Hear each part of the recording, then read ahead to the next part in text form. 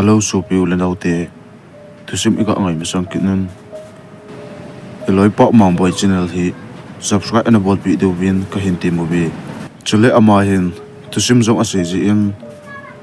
a visit duwa ka hintim kinabe aling hi description le comment section a kain ko ding hin lunin nang tusim ngai ta ho jong anangai pi tan tun e hon jong thildang seiloba atusim langa alut pan taw hiti kum khadi chang lei bol phat hong etan chang lei bol phat e ta ji in khosunga kloi le ka pai te jong lumun che agi do gamun hizi chun khosunga loi le pai ding jong jong tapun alang khana kloi pa gi gin jong lumuna agi do phanin khosunga ki bop pi ding koima tapun hi hiti chun ni khadi kalun le ka pa jong ong kili in jana chun ka kom chun boy naloilen paite jo se jong lumun agi do gamun ko sunga na changa no sangin nangjong lowa onggi in lang na pato ke ni hi jingka a hen ni la a hen am honin be ne ki topi hlon tango lel jong ka le hlon tan chol jong ka chol hlon tan jingka le la an hon jong ke ni in jong ka jol hlon tapun hizi chun chom khat jing cha hi jong le ning ki thopi o chule na loi pa gi kinin jong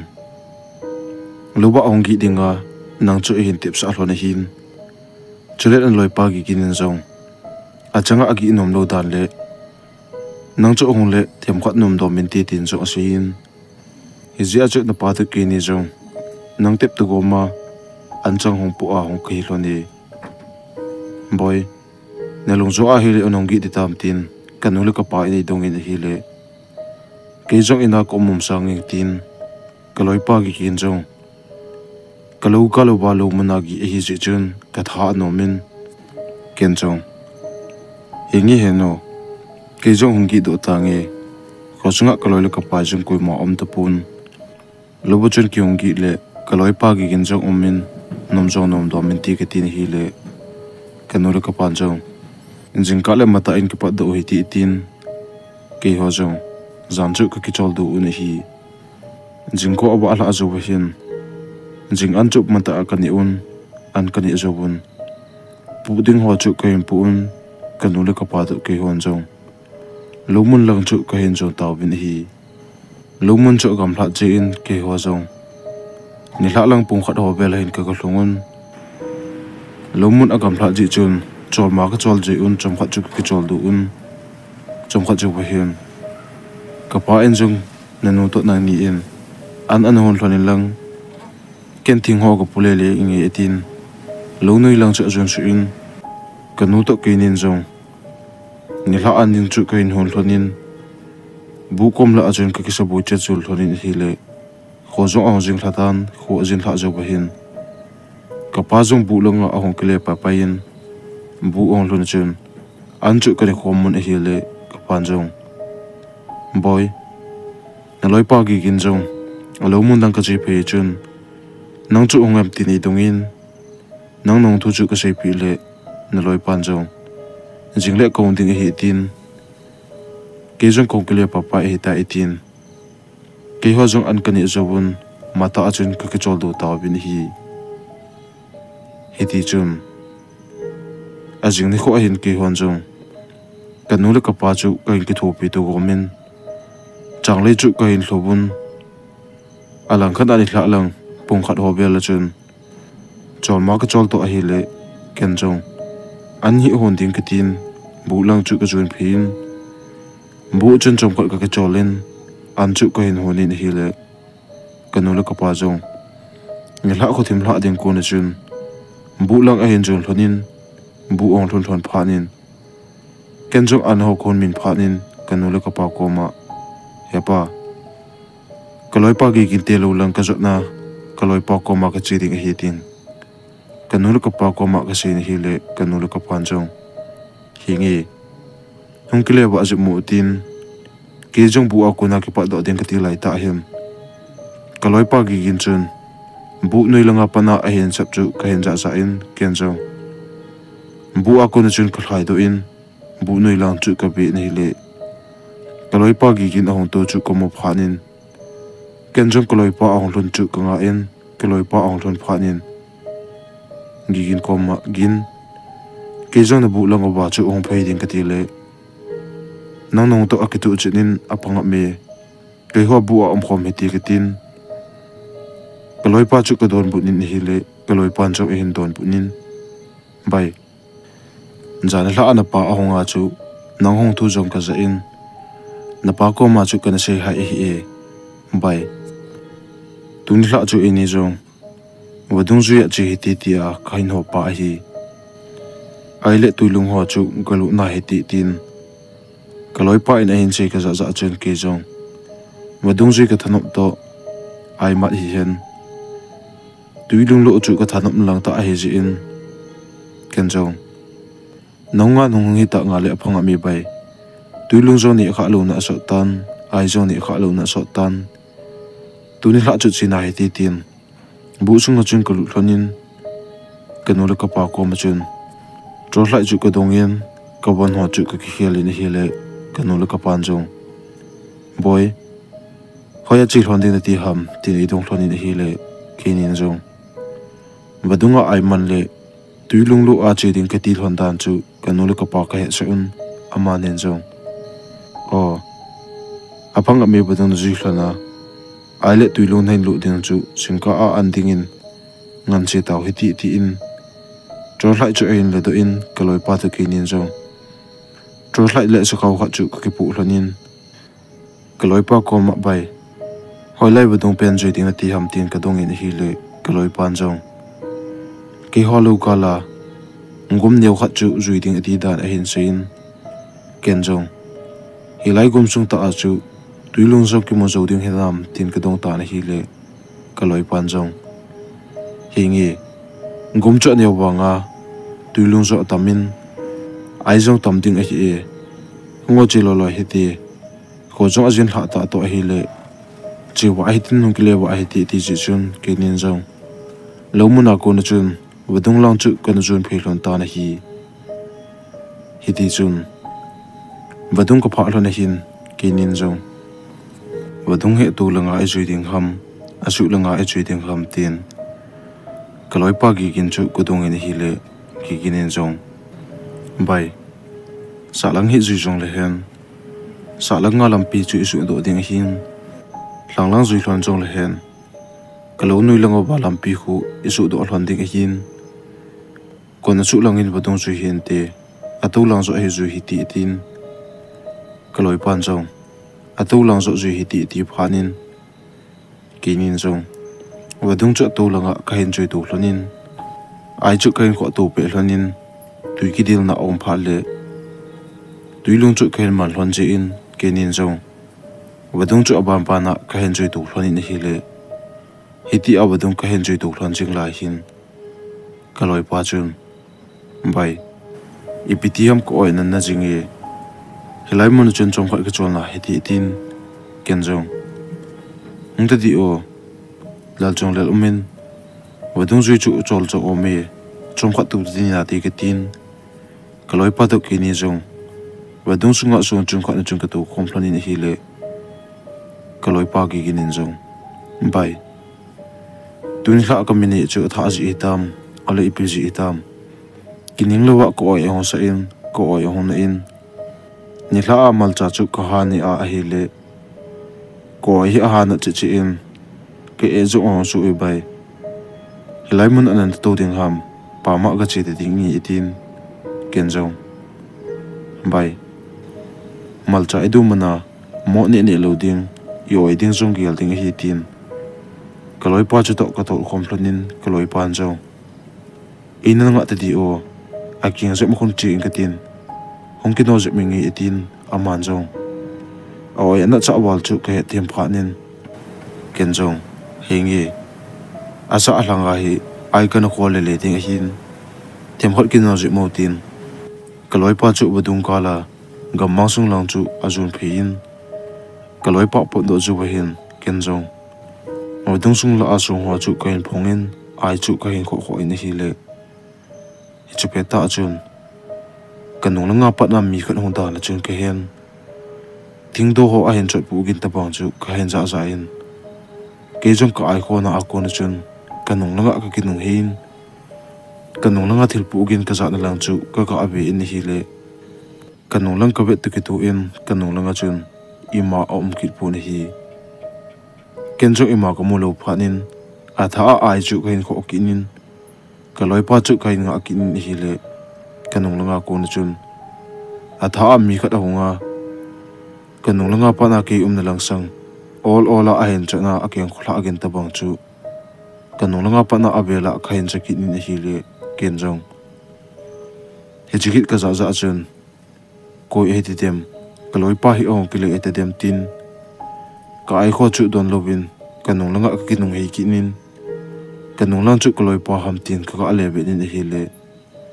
kanung langa chun la koi ma ka mu kit ngal pun ken jong kanung langa koi ma ka mu lo phanin ai cha tha a kain kho ki ni hi le ai chu pha chong khat kain kho do chu ba hin jong kanung langa thil kit ka za ta bong chu ka hen cha ta pun alang khana ai ka kho a kaloi pa pha chong khat pi ka nga chu ba hin jong kaloi pa ong kile lo phanin ka ai kho chu ka hen da hlan kaloi pa to ki tun hlon na song chung lan chu ka nai phin ken jong kaloi pa chu iti mom mo ai dem tu chana a hong lo la hi ole oi chu an bal chi a ai ta a jong hi anu so bal hi dem tin ngu thi ma chun kalung ge la ke le ke chu ka ki don bu ni hi ken jong kaloi pa iti ka nga bang a chun kaloi pa chu ong kile mom mo ta pun kaloi pa ong kile mom mo lo phanin chung chunga ko na chun ka ding do in kaloi pa na jot phina lang ka mang sung lang chu gala ko na ka bi in hi le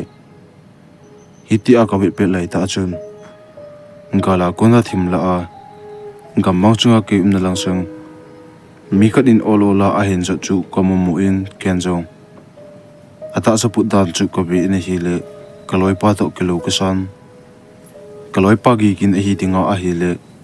trotla ekachaya thimla a hong ding chu ka ta san ki pun ken jong hiti a ka be pe lai ta in gamma sunga thimla a hen pha a chun amun chun ading dinin aban chu a hong be ta pun hi le ken jong kaloi pa a hong be lo ke pha din ka sakha ba trotla ka koi chu ka hin la tu in ken jong gamma sunga kaloi pa ka mun lang chu ka ga ho in hi le kaloi pan jong trotla ka ho tu ki tu in ke na lang sa a hen jon phin giginin jong badung a hen pha pha a hen ken jong gin bai ni tha chu so na lom lom mi gang chela kong pai din ti ham ka ti le na so dan dan chu ka nga khop se ni tin kaloi pa chu ka don bunin hi le kaloi pa chun ima chu se lo bin thip che na o min ken jong gin a hi le tro lai ni ki choi chu hoya na hin da hla a lai be la tim la a nong pe ham tin ka dong ta la hi le kaloi pan jong bai pa ma ka ki tun na mun chun tro lai ka hin ki le hla in kol ninga ka tu hi ji chun tro lai chun kol noi langa ale hla pa pai yin kol noi langa alen hla a zo hin tro lai jong chu athi pa pai yin ken jong a noi langa thim la a ka chi the lo ding pha na nong na lang mun la zo hi ka hin zo hi tai bai na sa kau chu ki ni ko sa in lang nangin ai la tuilung chu hin kho en lang ne hin ppo ken su khau hi in ko in katin na ko do le na ma do ho chu ken ka ko pe ding hi tin alang khana ka loi pan jong tro lai a hin ki man sa hi ke phanin hi ngi nangin su khau hin ko o katin ka sa khau chu ka la do in ka loi pa chu ka pe in ken jong tro lai chu ka ma sanga ka hin ba in ai chu aban ba na ka hin kho in hi le ai kain kho pe na hin jong ka loi pa chu pa jong pa to pun a thip che jing in hi le ken jong ka loi pa pa ma chi ma sanga i ho lo jong le a pa pa pa chu thip che phanin no mo ka sa to gin ibinati ham nong kile a panin pa jong na pa nom pun ho jong ni ho nom pu ye ibinati ham ole tro lai na man cha ji a chu lungel anu mo ham tin kaloi pa gi gin chu ko dong in hi le kaloi pan jong ai pu bai ai chu in ma lo lo yu tin ken jong ai ka ma do ho chu kaloi pa ka nung lang chu be lovin ka khut na chun kaloi pa ko ape pe in kaloi pan jong ai ka pi ho chu ala pe in ken jong ban chu ai chu ka hin kho tu pe in hi ti chun sauthim ta kain jo do hlan chu be hin ai chu phachom pi ta bang kain kho do chu ka hel phanin kaloi pa ko ma bai ai chu tam hitam ole ikile ding hitam tin ka dong ta na hi le kaloi pan jong alhom na lai hin hol be o them kha ju be hi ti tin ken jong kaloi pa in alhom na lai ti ji chun aban chu ai kain kho be kinin wadong chu ka hen ju tu tu hlonin hi le kaloi pa gi gin chu ka ho lo le paw lo ba ka ho chan be be ma ai don bu chu ken jong ka lung don to no mo ka sa ji chun kaloi pa chu ka ga ho kinin gin na lungel anu mo tu ne e paw jong na paw nom pun ole noi chu han nat wal ji a paw jong na zo lo hitam pin ka dong ta hi le kaloi pan jong bai ai zo chu kho lo lo yu tin ka tu se chu e don but lo bin thudang be chun e hin ton bu nin ken jong thudang be a ai don but phanin kalung kel chu ong no mo thimin kaloi pa chu aban chu ho be lo bin ai chu khain kho be kinin pachom pi khain kho do chu hin kalung kel chun kanung le le a kaloi pa panga lam ko zot phale aman jo a hen jo na tanu nu a hen jo ya ken ka chot pu gin le tui ka pal pu gin po ka za ji to kanunga pa na tui zon kit le ka loi pa en kala hin chun kit ho ta bang ka za lo phanin ken jong kalung kel chot no mo to ndi thi khain cha ta pon ka loi pa ko ma bai ai chu phachum pi ta bang ka hin kho do ai ta lo ham sakhaw ba chu nei be chu tin kaloi pa am na lang sunga chun ka kinung hin kaloi pa en sakhaw ba ai akum hole tuilung akum ho chu sakhaw sun chu ka abi in hi le pachom pi ta bang kain kho do a ka he chu kaloi pa sakhaw ka be na chun sakhaw sunga chun them khat kain ji do hlan chu ba ai ka kho do hlan za ho bo chu an min hi kenjung ka be le hlom ka sa to kamat do chila phabe pi ta banga ka he to kalung gel chu no mo chi chi in ke jong kaloi pa gi kin ko ma chun gin pachom pi ki man do etam ti a ka gel le sakhaw sunga chun la na hlom hle na la yin tin kaloi pa chu ko dong in hi le kaloi pan jong ka he poi aban chu be hi ti ai jo tam hi la yi tin ken jong badung ban chu ka hen chu to pe in kaloi pa chu ko nung nunga ahong da na chun ke hen a hin la kaloi pa en badung sunga tui a hen pal chun kit le badung sunga thing do ho a hen chot pu gin jong ka japun ken ka chot pu a tui ka pal gin bo chu ka ke za ji in hi hi chapa na hin ken jong adi thi lo khat hi chu ke ne do phanin ai chu kho lo lo ya phabe pi kho do chu phale bulang zot kal chu kain nga lelin ai chu kino ta in kain kho kinin kaloi pa chu aban bana kain pe na hi le I charham kain joi do thlan chu hin kaloi pa kanunga apan na akonin thil khat akini a ngam chu na khlai banga chun kanunga kaloi pa am na akon chun ka hin jan kenjo hi chigit ka za za chun ape pe na ka kinu hin kaloi pa chu ka bi in hi le kaloi pa chun sakhaw a hin ku a kanung lai ta a adin chu komun a hin la ima ani akamulo pha na chun ka za khil hin ti kitin ka kile he kinin ai chu khain kho ki ni hi le kaloi pa chun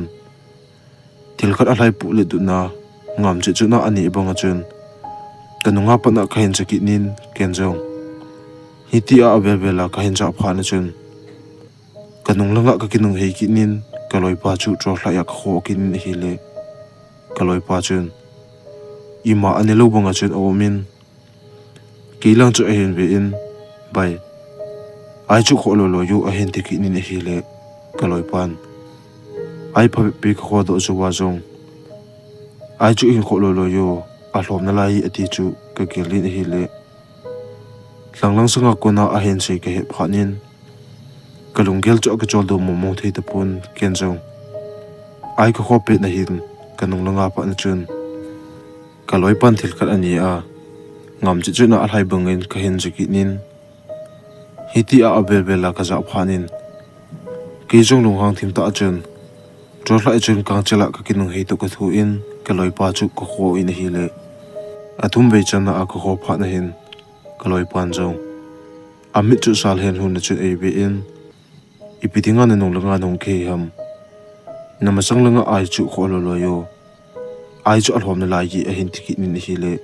ken jong kaloi pa in ai alhom na lai phat jo sia ati pha na chun ke jong chu kalungo a hang thimin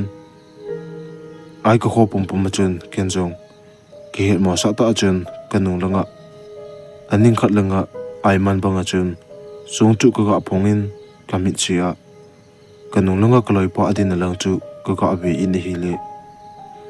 trosin anoi ka kho a anung lang a hen salba na a ko na chun kaloi pan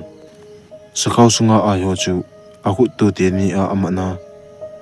sakhaw sunga ala do tu thu a kam sunga a hen na ani chu ka hin mu mu chun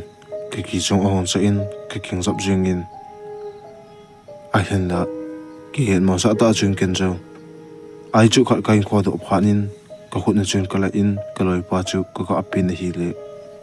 kaloi pa chun gang chela ka khut chunga ai chu a hin manin a kam sunga a hel lut pa pa ya ngam chi chuna a hlai banga chun kaloi pa din na a konin pula la a ngam chi chuna thil ki hlai gin chu ka hen jan ken jong ka ai pi chu kaloi pa in a kam sunga a pa pa ya ani hi ding chu ka hin he phanin kaloi pa a ko na adi thilo aum hi chu ken he che in ke jong kalung kela ke chol thilo to ki jong hon cha thimin ken jong ke mo sa ta chun ai ho banga ko min gang chela ka ro hla chun kanung langa kaloi pa chun thil hlai gin ka za za to ki tu in ka ki nung hi ya ka khole ko kho to ki tu in kaloi pan jong sakhaw sunga ai ho chu a hu dim se na akam len de du le dal de du a ai ho chu akam sunga a het na ani chu ko mu mu in kaloi pa amit chang jong ken jong ka kinung hiya ka be ji chu ka be ji ta bang chu na hi ta pun kaloi pa amit chang chu alin de du in amit chang jong akang de du in amit lai bo lo wa apuma akan chu ko mo phanin ke jong ka ki cha to hi le ka din mo na chu apen to ka thun wadung sa langa chun khlai to ka thun wadung sa langa ram pilang chu kadal tho ta na hi le hiti a khlai puma wadung sa langa khlai to jing lai ta him kanunga pa na chun kloi pa asu akunin bai ni da tha hi in ne nong nong khin chui ding hi ai man be hiti a hin tin ki jong ka cha to kloi pa asu ka za jong chu kamina kamu kaloi pa akam ka di du a ai asila ani to amit changjong amit lai bom lowa apama aka la chu kamit la bi in kanung langa kinung he telowin wedung sunga chun kazam tu ta na hi hiti chun wedunga kazam jing lai hin kanunga pa na kaloi pa en kanung enjoy pe na achot pu gin ka zalo chu kazam pha na chun kanunga pa na achot pu gin le kanunga a hin del gin chu pu the thu chun ka hin jan ka ki chat wal ji chun kanung langa kinung he ngam lobin bedung sa langa ki chol chung ki chol man lobin khlai to win hi le i chan ham khlai da chu hin lampi ka chu ka hin phan lampi ka pha pha en ke jong bedung noi lang chu tro hla chun ka kho in kaloi pan i hin del lang chu ka bi in hi le bedung noi lang ka kho to ki tu chun kaloi pan jong angonga sakhaw ku a sakhaw ba patna akut lang tu te ni a ai ala do a akama a he pia akam ka de du pum le amit chang jong len de tu a mo dung sunga ahong hlai to wa kanu nung a hindel ka mo phana chun ki jo apen tu ka thu in lampi apa na chun bulang zot na lang chu ka hindel tho ta na hi kenjong bulang ka hindel tho a lampi a kong hlai ching lai ta hin kanung le le a ko na chun ka loi pan ai ani a pu the thu a kanung a hin chui pe na ai a hlai pu gin ta bang chu kanung a panin ka hin jan kenjong ai pu the thu a hlai kin le ngam si chu na ani gin chu ka hin cha phanin ka loi pa chun kanung le le a hin de la kanung a hin zui chu ka he phanin le le chol chu he palovin kathani chun chun lampi chun ko hong hlain ke jong ka hlai na lam hin ka dang cha to ka chol wal ji chun ka tha chu ahong hla sam che che in ka hlai chu ko hong hlai bu mo mo ta pun ke jong ka hlai bu mo mo lo pha na hin ka nung langa chun ka kile hin tro hlai chun ka nung langa lampi lang chu ka le ho in hi le ka loi pa chun kan sa ta bunga a khut le akya nga ahong wa a kanung endel puma chun akama ai ani a kanung nunga ahong hlai chu komo phanin ke jong ka cha to hi le kalel le ka chol chu hai min lew chun kathani chuna kong jam ki nin ke jong phabe pi kong hlai do chu win kanung langa kuna kaloi pan e hin dil gin chu ka cha lo phanin kanung langa ka kile hin kanung lang chu ko bi in hi le kaloi pan kanung nunga a hin del chu komo tapun kenjung kaloi pa kamu lo to ka hlai hlai na a ka chol na lama ka tha a hla sam pha na chun lampi ning ka chun ko to hlan chom kha chu ka hai kai ki su ne men hi le hiti a kai ken ki su ne ma khong ke chol pe lai ta hin kanunga nang la a ko na chun kaloi pa asu a ko na hin bai khoya nei dal ha gu tham nenu nung ka hin de le na koma ka to bi a hin tin nang la kom la a ko na ka hin za za chun ke jong ka tu na a ko na chun ka kinung hin kanung chu ka ho in hi le kaloi pa jong kanunga nang la a to ba nang la a ko na amit chang le ni du le a kam chu ka de du poma ke lang a hen le chu kom mu chun ke jong ka ke cha to hi le ka tu na a ko na chun ka ke pa do in bu lang zu na chun thi za ma chun ka hong jam ki ta na hi ke jong hi ti a kong hlai pe lai te in kanunga pa na chun bai na ai mat tu yi ti a hin se ju bu chun kaloi pa chu kanunga pa na a hong nui chu ka hin se in ke jong kaloi pa anui gin le atu se ka za za chun ka ke cha na chu asang che che in alang khana ke jong ka hlai jing lai ta a hian lo mun chu ka hong hlai long na na in lo mun ka pha pha in bu langa chung ka hlai chu pa pa in lo muna ka hlai chu pe lai ta in a hlai pum ma chun apen to ka thun kanule ka pa chu asap to ka thu in hi le hiti a bu lang ka pe lai ta in bu sunga ko na chun mi kha chu hong to in tro hlai chun ke na lag a hin ko chu aman jong a kho to ke tu in tro hlai chu a hin thanin ken jong tro hlai a hin tha pa na chun bu langa chun ka hlai chu pa pa in bu ka lun na chun kaloi pa tin hai jong hai man lo bu chun kalel to a hi le apan chu se be thi lovin kadin na a ko na chun ka ki tung hla na hi le bu sunga ko na chun kanula ka pa chu ong do in bu kain pha am sanga polanga an ding pan jong nanunga hong hlai chu kan sa ham ipi ham gan cha banga bom le lu na nanunga keng li a achop ma na nu a hendel chu komum mu a ken jong tro hlai chu kain tha pa pa hi a hi le na loi pa gi gin le am tin e dongon hi le ken jong kaloi pa ka tin ko chu su do ba ba thi lovin kapum chinga ka ki thing hlan hi le kanule ka pan jong kaboi hlon hi chu hin he phanun amanin jong kadib le ka tung tu chu e chul pi un ka hai chu e su nem pi un ke jong ka hai ong niam thla a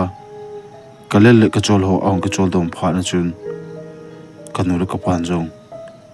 naloi pa gi gin le em tini dong ta ben hi le ken jong kaloi pa to ai kamat pe lona kaloi pan oi ana cha dan le e tha achi a ahong kile gi dan chule ahong kile a pana kaloi pa aja chom dan le phape pi ai kan kho do lon joba kaloi pa en ai asila ani dan le ata asa ki hiala kaloi pa chun mi mel apu lo phana ka ki cha jia wadunga pana ka hon jam le kaloi pan kanununga kan sa bonga keng li a ahong ba ma loge chan e hindel dan chu kanule ka pa le bu ko na an ding pa chu ka sei pi un hi chun kanule ka pan jong tilum dan di the sa lo phanin ape pe na chun bu ko na an ding pa chun hi chuwang hi di the pui tu a ama ahong hlai chu chun anunga a hindel chu gan sa ta bang anunga ahong hlai chu koi madang hi lo ding gigin chu hi te ding hi hi chi ka gela a hele thu hi apa tu kai poi ape pe nin gigin nu le pa chu ka he cha ing katin ama ho ong pha le gigin hi ape pe na ho la ga yi ti pha nin kanu le ka pan jong hi nge nang chung ka he cha nang ama ho ong pha le gigin chu go hol kom naw he ti etin aman jong gigin te lo lang chu jon su in pa chung kha ju ba hin ke jong ke ke chat na le kalel ho ong ka chol do dom pha nin kanu lu ka pa ko ma chun heno he pa kaloi pa gi gin hin I pithil tu a hi banga chu gan cha mel ta banga kilanga chule ata asa jong mi mel pulowa kanu a hen dela kanu nu a hen chuya ai kamat do jo si jong ani chai ti dem ti a ki chata a ka sei chun kanu lu ka pan jong boy anule apa a hong kileding ama ho chu nga pa phon hi ti thilum dan hi di the ka sa po wi tin kanule ka pan jong bu sunga chun ei pulu nun bu sunga chun kaloi pa gi gin nu le pa a hong ding chu ka nga on hi le pha chom kha ju ba hin gi gin nu le pa le ka bu ba ko na ko hlang pa chun gi gin nu le pa aga ko chu gi gin te lo cha ba ko hlang mi pe pe chu to a hong khlon ko mun bu oin pha pha on thilum dan chu ei dongun ken jong thilum dan chu ka sei pi on hi le ama hon jong tun ape pe na go hol hi te nagin jong ne khlon pi un lang amon chu khe lo ji un naloi pa hin pa ma chi na mun na chu boina atu hi te te ding hi chuti hi lo wa hi le naloi pa chun ahung kle apana om da na sa chom le thilum dan chu ki hel lo ding hin pa ma chi na mun na boina atu ji a hitabang tin mun chu na hin tu ai e tun vai gi masangon ape pe na de lu taw hi ti tin ke jong ka ki cha sa chun kanu lo ka pa chu anung ka hin juin wadung lang chu ka hin le ju nun ke hon jong kaloi pa to wadung mun ka pha lana wadung ato langa ka jui to na mun ka pha wa chun wadung chu ato langa ka hin jui to bun kaloi pan ko ai an e chom kha ki chol hi ti tin mun ka hin pha pha nun ken jong gigin anu le pa le golang ho cha chun gigin pa ma chena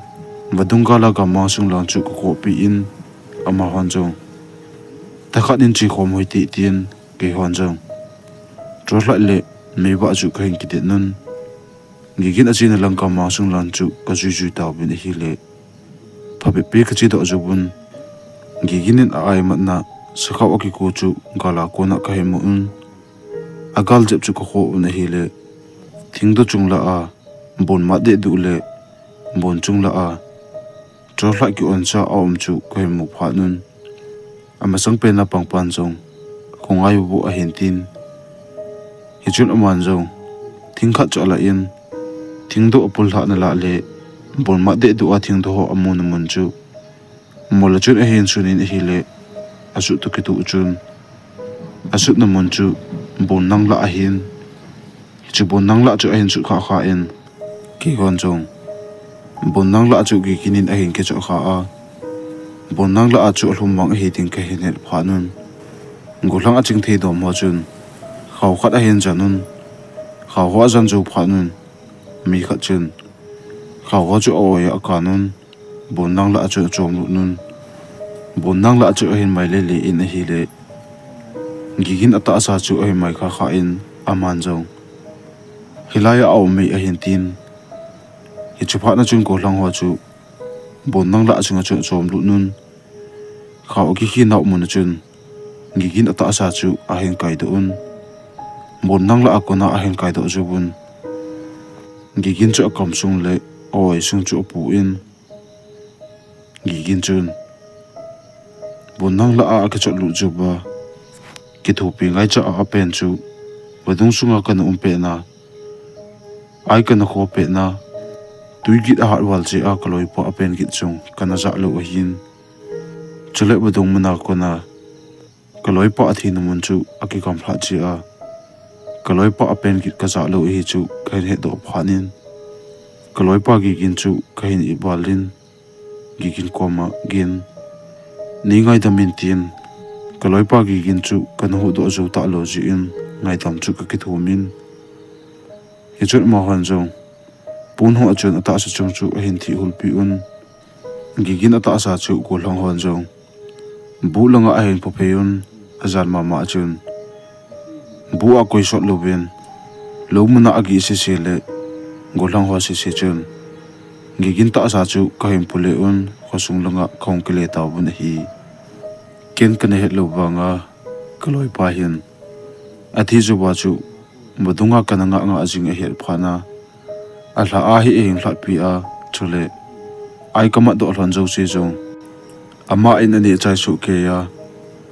chule e hla lel chi a modung muna pana a hen jo ya e hla pi a chule bu chan ge ya jong kanong chu hla lo ba a hen tel hi chu kai ne thim min hi tusim ake chai tai aban ananga akina hi ti na bonun mangpha